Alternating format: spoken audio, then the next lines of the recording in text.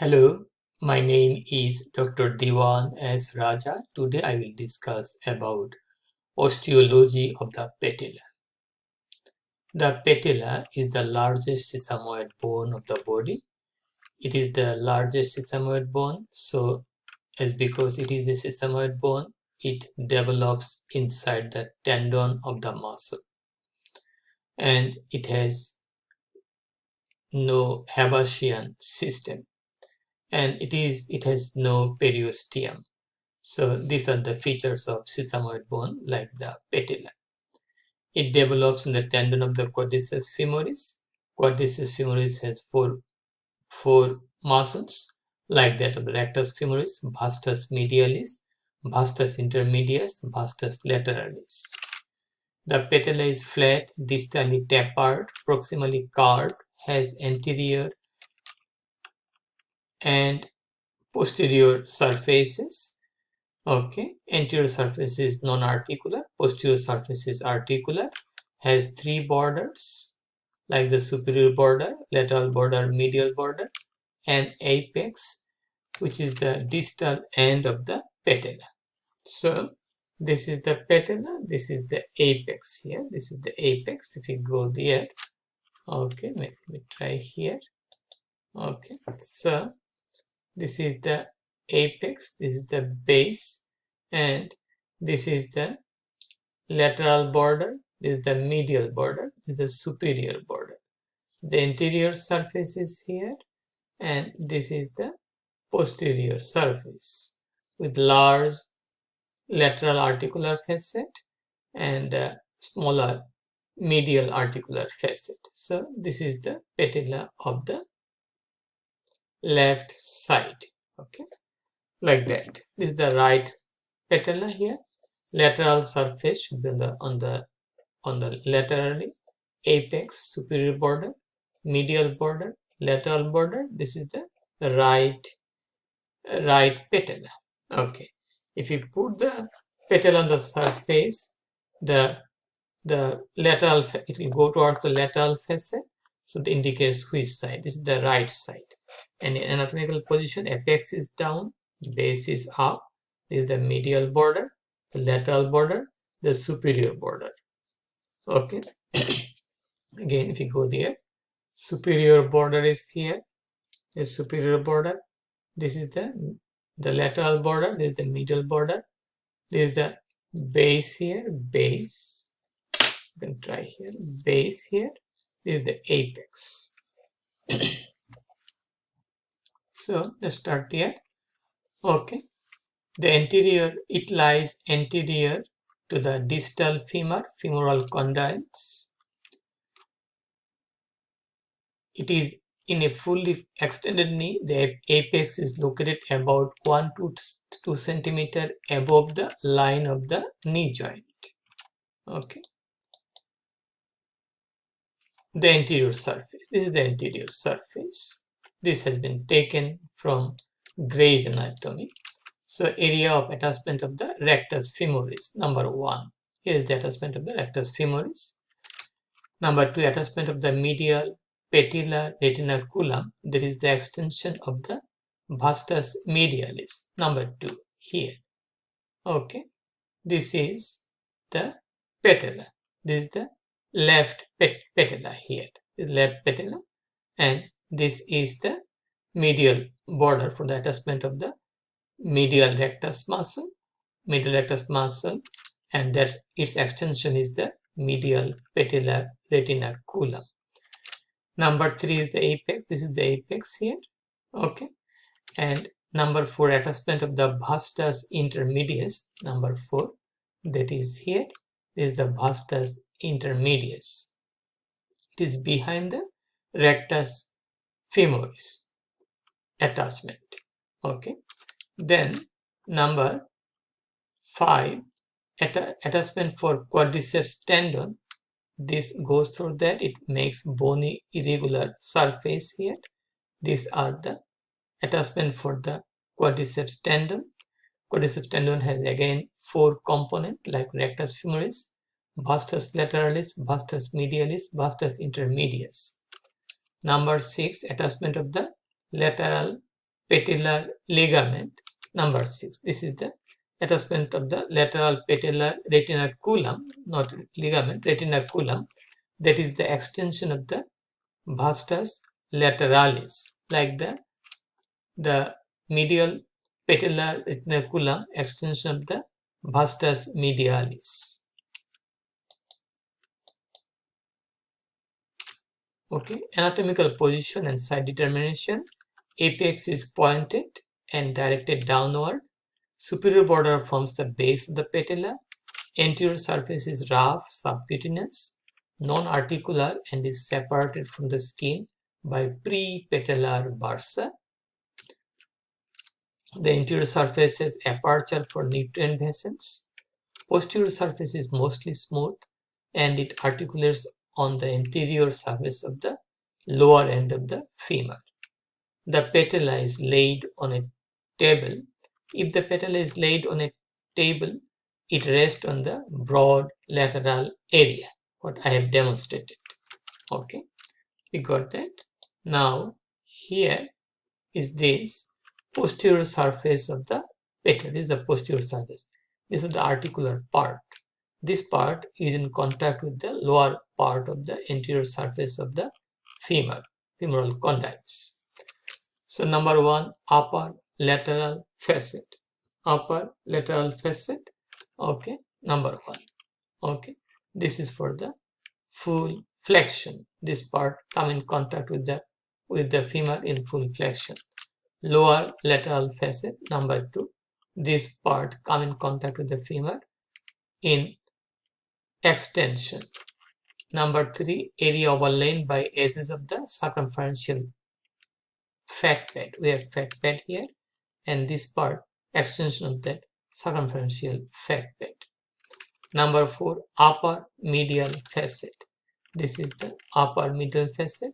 Again, they come in contact with the femoral condyle in case of full flexion. Okay, we got that. Then medial vertical odd facet. This is another facet. On the medial facet, another odd facet here. These come in contact with the femur in case of extreme flexion. In extreme flexion, these come in contact with the bone. Okay. We got the medial vertical odd facet. Number 6, lower medial facet. This is the lower medial facet.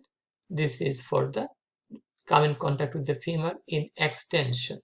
Okay, this for flexion, this for extreme flexion, this for extension, these two part. Okay, we got that. Now number 7 is the res. This is the res. Okay, so here we'll get the lateral part of the articular surface of the posterior aspect of the patella. There is the lateral facet. This is the medial facet. Number 8, area covered by the infrapatellar pad of fat. Here we will get infrapatellar pad of fat. Number 9, area for attachment of the patellar tendon. Also call it ligamentum patellae. Here, ligamentum patellae. Okay. Then the anterior surface is covered by tendon of quadriceps femoris, we just discussed. Posterior articular surface is divided into two parts. Larger one lies laterally. Okay. Patella has 3 borders: superior, lateral, and medial border. Expansion of the vastus lateralis and vastus medialis forms the lateral and medial patellar retinaculum attached to the lateral and medial margins. Okay, we have seen that part.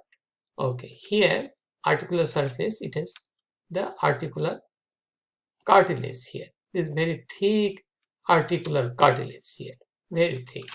Okay, we got that. Now then we go to here, attachment of the patella, superior border give insertion to the rectus femoris in front and the vastus intermedius behind. Lateral border provides insertion for the vastus lateralis in its upper 1/3 or half, and its expansion is the lateral patellar retinaculum, that is attaching to the border, to the lateral border. Medial border provides insertion to the vastus medialis in its upper two-thirds or more, and its expansion is the medial patellar retinaculum that will attach to the medial border. Lateral retinaculum that will get contribution from the iliotibial tract, lateral retinaculum. Okay, that is an expansion of the vastus lateralis. The lower non-articular area on the posterior surface provides attachment to the ligamentum patellae. Okay, so it provides attachment to the ligamentum patellae. So the articular area on the posterior surface is smooth, divided by vertical ridge into a larger lateral facet, smaller medial facet.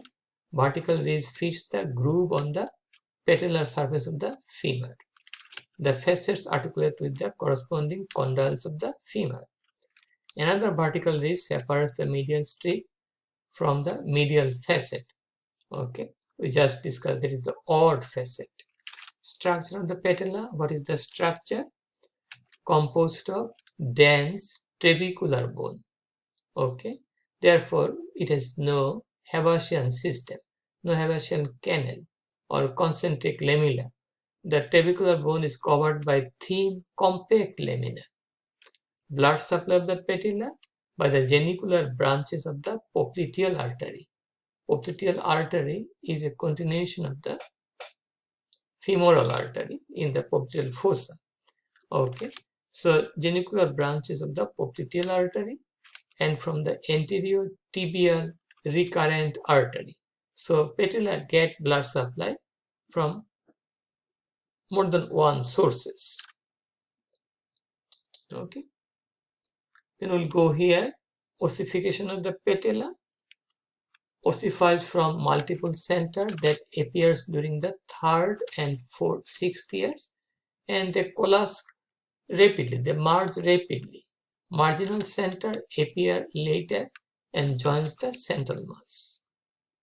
Functions of patella. What is the function? It prevents wear and tear of the quadriceps femoris tendon. Quadriceps femoris tendon. It lengthens the lever arm and provides a mechanical advantage to the quadriceps femoris tendon. Stability of the patella. Patella has a tendency to be deviated laterally, that is prevented by bony configuration. Lateral edge of the patellar articular surface is deeper than the medial edge. Muscle factor. Insertion of the vastus medialis is about 2/3 of the medial border. So that is more than that of the vastus lateralis. Okay, so we have some of the clinical anatomy. If you go there, okay, here if you go to the clinical anatomy, so we'll get the fracture patella. Patella may be fractured. It may be managed by just simple cast, or it may need square and the wear, depending on the surgeon's expertise and type of fracture. If it is far separate away, we need fixation, or it may be taken out. We may do patellectomy. Bipartite patella. Patella may have separate center of ossification that does not unite with the patella. We may have tripartite patella. This is also possible. Okay, we got that. Now, fracture of patella, clinical anatomy, abnormal ossification of the patella, bipartite patella, tripartite patella, chondromalacia patella, runner's knee, also found in baseball game, also found in case of weightlifter. Soreness and itching around the or deep to the patella result in quadriceps imbalance. Patellar tendon reflex, tested by a reflex MR, assesses the integrity of the femoral nerve, lumbar 2, 3, 4 spinal cord segment.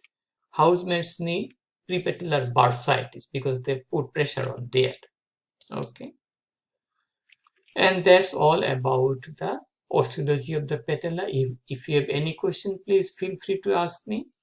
Please support my channel, please subscribe me, and have a nice day. Bye now.